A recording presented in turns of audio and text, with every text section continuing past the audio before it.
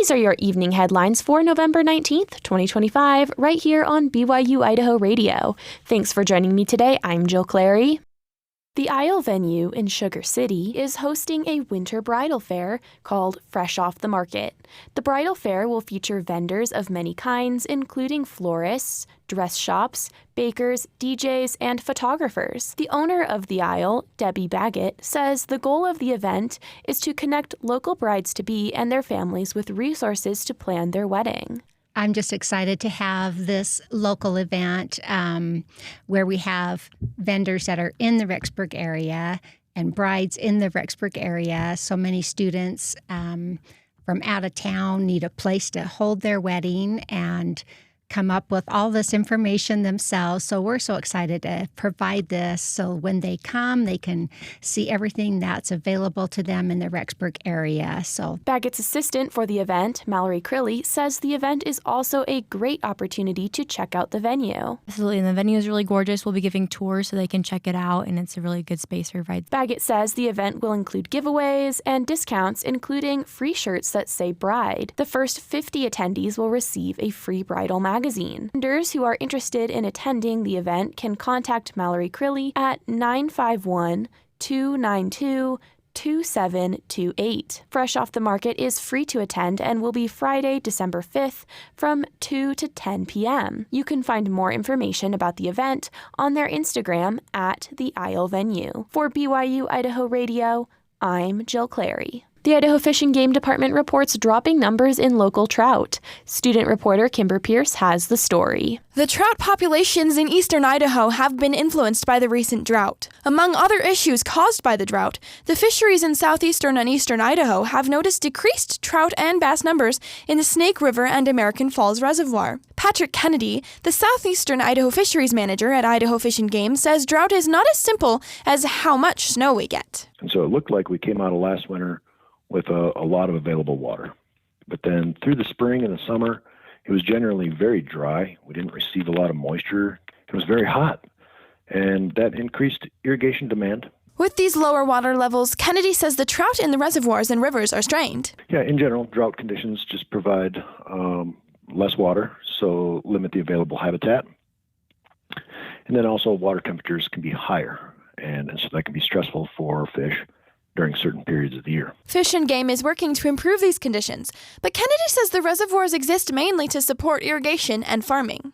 Fish habitat was not really a goal to create American Falls Reservoir, and we kind of created a fishery out of this reservoir that was made for irrigation. The fishing came as a happy side effect, one that Idaho Fish and Game maintains. Last week we stocked about 42,000 catchable sized, so that's 8 to 12 inches, catchable sized rainbow trout we stocked into the reservoir.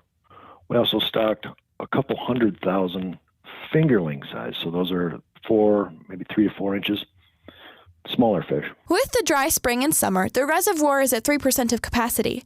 With the summer season ending, less water will be leaving the reservoir, and the levels will likely rise some. The lower levels in the rivers and reservoirs will mean that fish are actually more susceptible to anglers. And because Fish and Game wants to keep track of the newly stocked fish, they have tagged the trout. Tag, you're it. This is kind of a way to say to the general public and to anglers that, here, you're it. You collect some data. Anglers who find these tagged fish can go to idfg.idaho.gov or call the regional office to report the fish and information like where they found it and its size. This information from anglers helps Idaho Fish and Game know if their efforts are working. By comparing the location of a trout when it was caught to the release location, Fish and Game can track how far the fish are traveling. For BYU-Idaho Radio, I'm Kimber Pierce. During a Rexburg Area Chamber of Commerce forum today, the Committee for the Rexburg Light the World Giving Machine Experience introduced the local charities you can help out when you purchase donations at the machine. Brandon Isle has the story. The Light the World Giving Machine is currently in Chubbuck until November 30th, and it will move to Rexburg on December 1st. The local charities include the Ronald McDonald House Charities of Idaho, Eastern Idaho Community Action Partnership, the Family Crisis Center, Idaho Falls Rescue Mission, and the Idaho Falls Area Humanitarian Center. Kurt Webb, the president of Hemming Village, says this is a huge privilege to host the Giving Machine. Part of our company's mission is to give back to the community and be good community partners, and we felt like this fit very well into what we're trying to do. Each local nonprofit has multiple things you can purchase from the machine. For example, the Ronald McDonald House Charities of Idaho has meals, patient toys, hygiene kits. Deborah Chessie, the development and community manager, says having the opportunity to be part of the Giving Machine is a big deal. It's huge for us, not only because of all the items that we can gather, but to get the word out so that people know that we're there inside of ERMAC, and if they need us, they can come down and we can help them through that time when they're trying to take care of their child in the hospital. Eastern Idaho Community Action Partnership helps people in the community in so many ways, including assistance with food, heating bills, rent. CEO John Radford says you can buy multiple items and ways to help local people. The people in the United States and in Eastern Idaho that are living under the poverty line are working full-time. They have kids. They're exhausted often. And so when we can help them just marginally helps.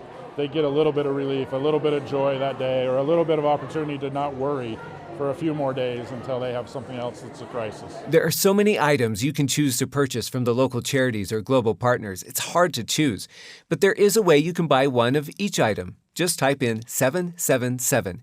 It will cost $1,644, which all goes to people in need. It's such a wonderful partnership where the Church of Jesus Christ of Latter-day Saints is giving 100% of the giving to our organizations, and we're doing the same, minus just what it costs us to get it to people. Again, the Giving Machine will move to Rexburg on December 1st and then move to Idaho Falls on December 15th inside the Grand Teton Mall. For BYU-Idaho Radio, I'm Brandon Isle. These have been your BYU-Idaho Radio evening headlines for November 19th, 2025. Thanks for tuning in. More news, interviews, and content are available on our podcast feed. Search for BYU-Idaho Radio on your favorite podcast apps. We're on YouTube, Spotify, Apple Music, and more. For BYU-Idaho Radio, I'm Jill Clary.